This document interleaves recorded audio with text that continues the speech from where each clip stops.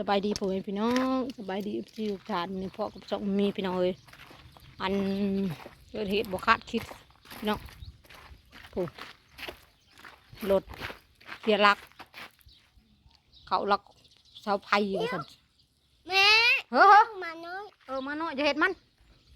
อี ตอนนี้นะคนน่ะแตกตื่นไปเบิดเลยอยู่กับยุสองคน อยู่กับผู้ยุน้อยสองคนพี่น้องเอ้ยอันเสียงละขับรถไวนี่นะเขาบอกเลยก็ขับรถไวพี่น้องโอ้ยยังดีแต่วิทย์เฮือนเฮายังดีแต่วิทย์เฮือนเฮาพี่น้องอันเพราะว่าเฮาก็ซ้อมอยู่เนาะเฮานั่งอยู่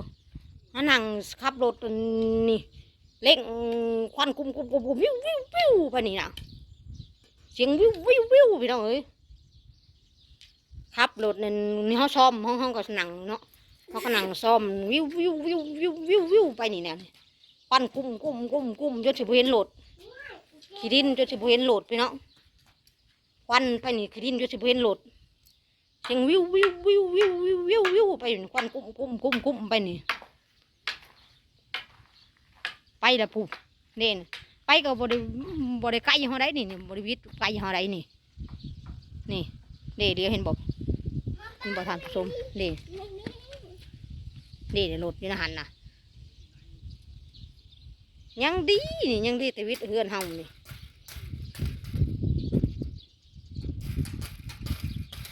ยังดีแต่วิทย์เฮือนเฮา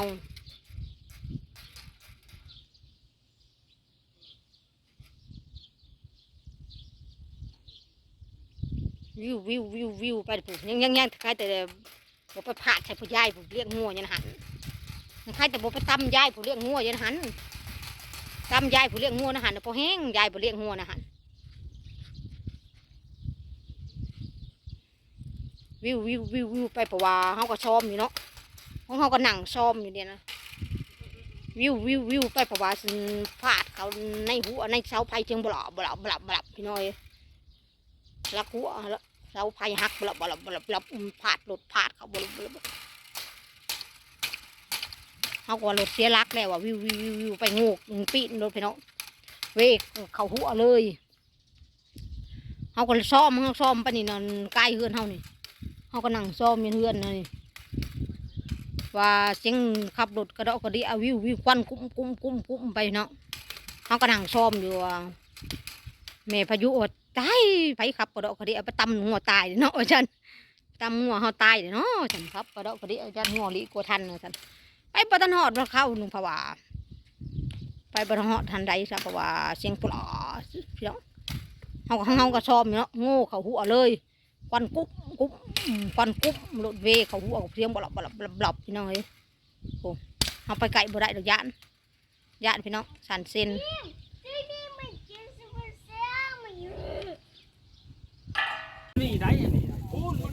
สบายดีทุกคนตอนเที่ยงพี่น้องเอ้ยเกิดอุบัติเหตุรถปีนคาหน้าคาตาเลยพี่น้องเอ้ยรถปีน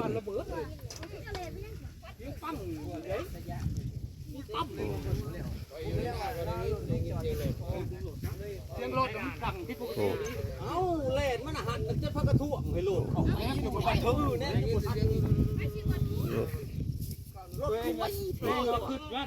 แล่นไว้พี่น้องใช้เห็ดแล่นไว้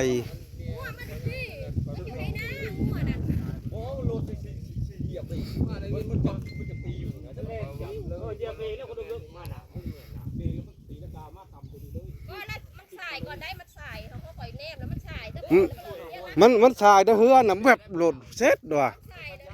สายตะเฮือนน่ะ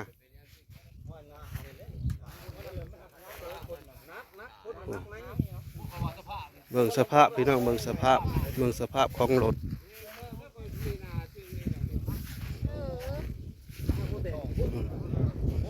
ขายบุญแต่ว่าบ่ได้เขาลักไพ่รถแต่งเครื่องเสียงเต็มเลย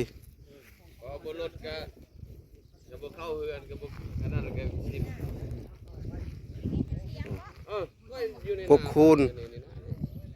ลักหัวประมาณ10 กว่าลักหัวแต่ว่ามันนี่มันมีโพนเนี่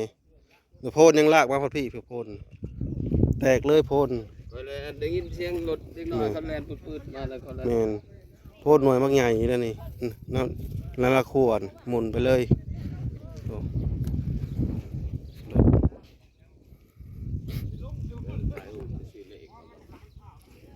อ้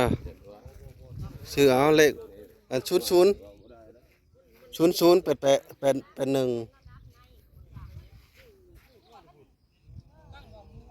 0081เลขทะเบียนรถอันจนบ่มีหัวมุกหัวใจเลยพี่น้องเอ้ยตกใจอันไม่เท่าอันมันเลี้ยงงัวในหนทางนี่ปล่อยออกมาปล่อยงัวออกมาว่าจนใจบ่มีนำทั้งรถทั้งคน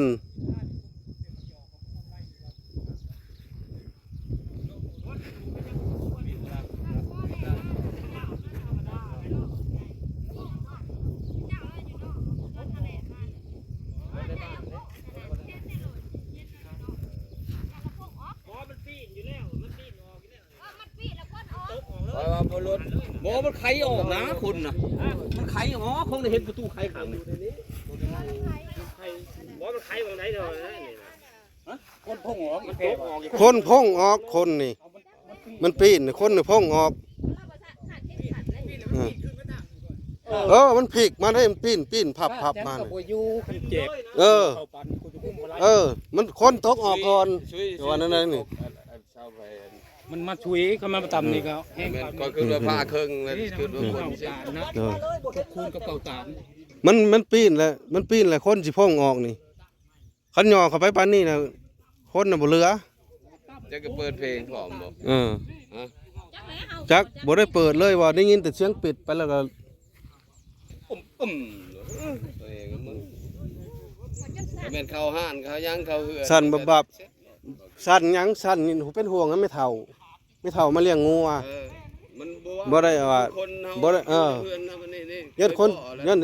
ตัวเองผู้ดอกกับงัวไปกระพุงมาเนาะงัวก็10กว่าโต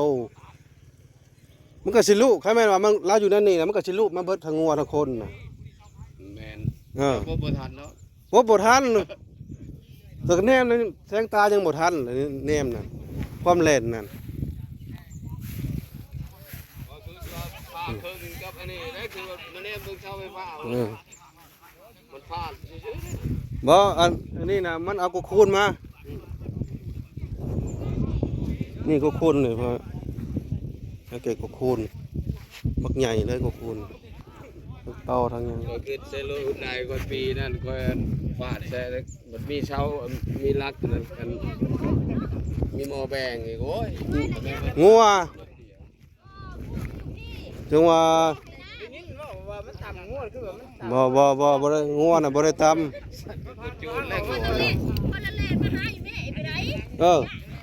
จนปิดลงสีเป็นห่วงแล้วไม่เฒ่าเพราะนั้นเราไหลงัวปุดออกมานี่นะบ่พบบ่ได้ดอกพบบ่ได้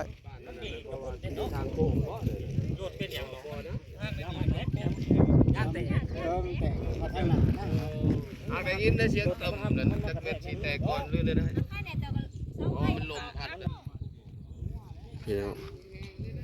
อุบัติเหตุเกิดได้ทุกยามพี่น้องเอ้ย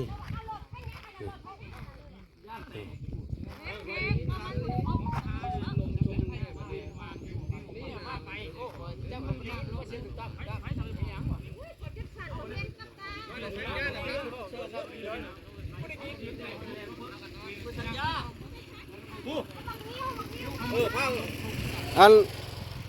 เจ้าหารถไปลัดเอารถหยวงหมอนั่นไปหันเขาสิซักยาให้เลยเลือดเลยล้มทางเชื่อแล้ว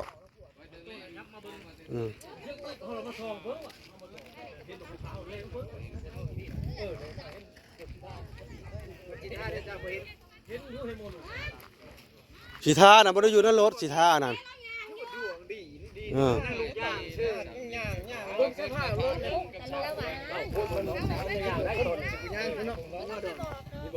พูดมันยังได้อีกส่วนมันยังได้หรือบ่ได้ไงว่าพื้นถือว่าเนาะแม่มันเช่าไปบ้าสภาพรถนะคนมันเป็นตลอดพุ่นนะ ปลอดภัย แต่ว่าเจ็บหนัก หากนักเลย ที่ว่าบ่ตายเด้อ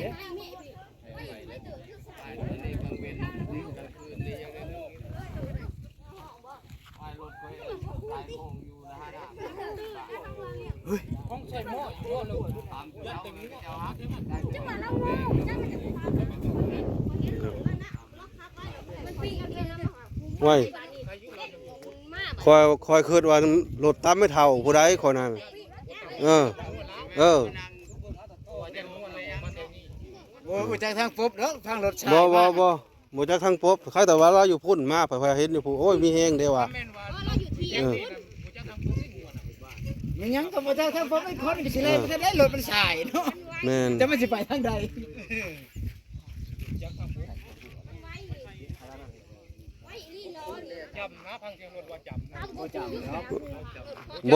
บ่จำกับ8-90รถนั่นแล่นจนแนมน่ะบ่ทันเลยเนาะรถคอยสีเข้าน่ะเอาเลยบ่เข้ารถขี้ดินเนี่ยบ่เห็นเลยในเฮือนข่อยน่ะบ่เห็นขี้ดินความแล่นน่ะเออ มันเพิ่นมือไม่ได้เป็นอยู่ได้ จังหวะ เก่าคือบ่ได้นั่นน่ะ ถามว่าพาไปสวรรค์บ่ใช่ปกติน่ะสิท่าก็เห็นอยู่ว่าเราเล่นไว้หากบ่แม่นปานนี้ ปานนั้นเนาะ บ่เล่นปานนี้ มันเป็นอันนี้มันก็บ่ถึงข ครั นา บ ดนี้ คอยละว่าเราเคยแล่นน่ะนะมันผิดปกติที่เฮือนข่อยจนบ่เห็นขี้พุ่นน่ะ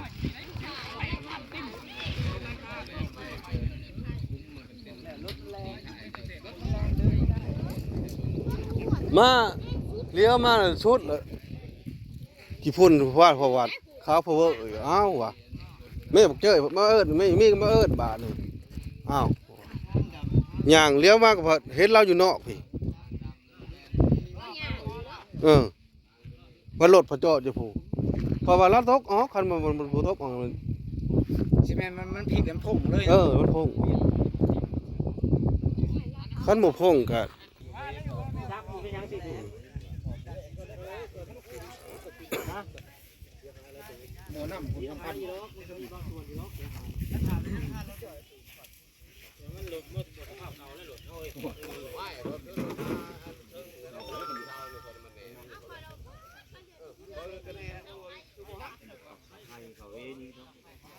นึง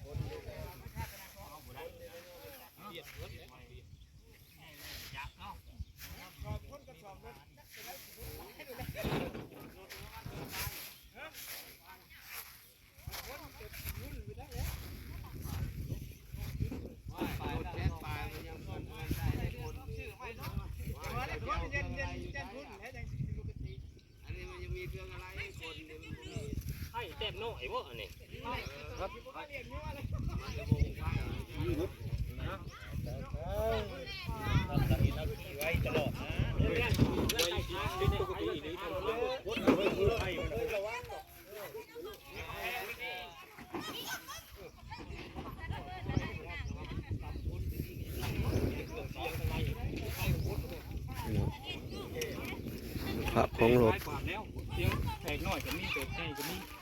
เสียงแตกนั่นก็ได้มาอย่างช้ำนั่งนะเอาเบิ่งใส่เลี้ยวอีกนี่แสดงนั่งเลยแปลนหัวกระไดเลยอยู่บ้านละ5ว่าก็3-4 ชิ้นนี่แหละ ใครแต่ว่าอยู่บ้านนอกขอกหน้าเฮาพี่น้องเอ้ยคันมันว่าอยู่ในเมืองน่ะจักสิเสียหายซำใดขนาดบ้านนอกเฮาก็ยังว่าซั่นนี้จักใครแต่ว่าบ่มีคนเป็นหยังพี่น้องเอ้ยปลอดภัยโอ้ยายังบ่มีมุกมีใจเลยผมผู้เลี้ยงงัวมันบ่แม่นว่าบ่ว่าเป็นน้ำงัวดอกเราปล่อยงัวสิไปเลี้ยงพี่น้องเอ้ยแต่ว่ารถเพลนมาน้ำหลัง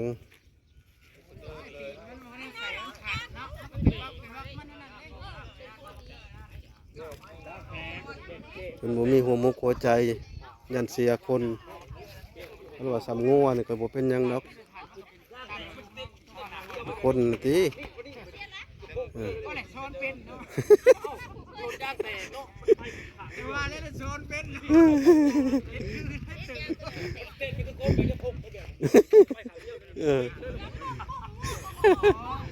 แรกๆไม่เจือเขาพี่เลยได้นะฮะกับพี่มันเจือมันเอามาได้ฉันรับมาหาของเรา เพราะมันหมอพ่อเลยมันดังดีในท่าคนได้ยินเสียงพระก็บ่ไปนะเอาแต่ว่า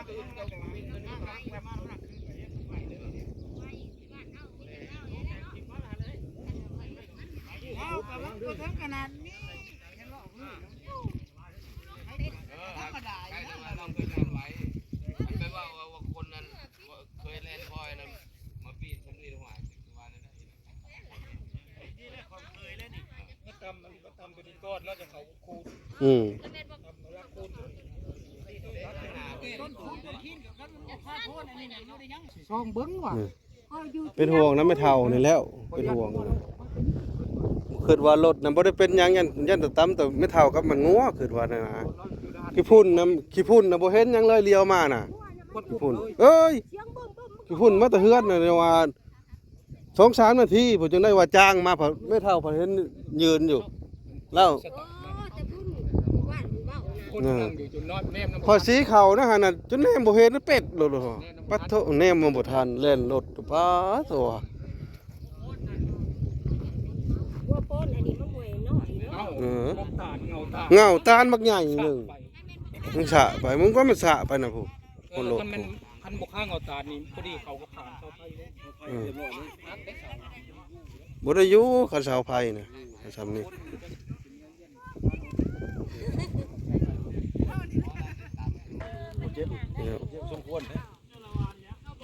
คลิปนี้ก็จบ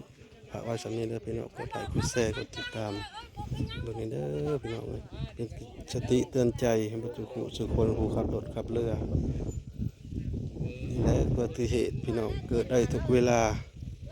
บ่ฮู้ว่าเกิดตีนแตกหรือว่าตีนหรือว่าคนเมาก็ยังบ่ฮู้คือกันพี่น้อง